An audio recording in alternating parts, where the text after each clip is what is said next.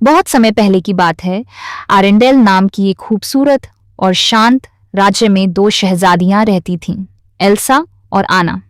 Elsa बड़ी बहन थी और उसके पास एक खास जादुई ताकत थी। वह अपनी उंगलियों से बर्फ और बर्फीला तूफान बना सकती थी।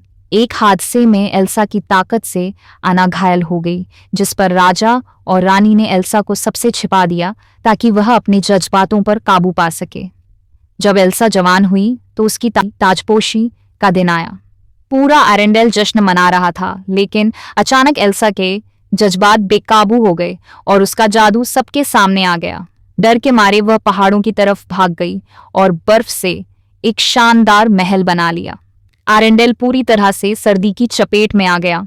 एल्सा की बहन आना ने उसे ढूंढने का फैसला किया। रास्ते में उसे क्रिस्टोफ मिला, एक बर्फ बेचने वाला, उसका हिरन स्वेन और एक खुशमिजाज बर्फ का पुतला ओलाफ।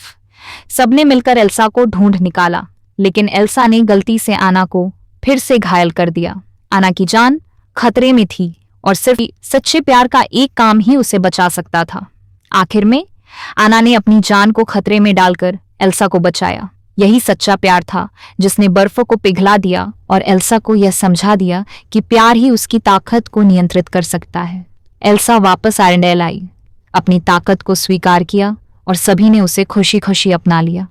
इस तरह बहनों के प्यार ने फिर से राज्य में खुशियां लौटा दी।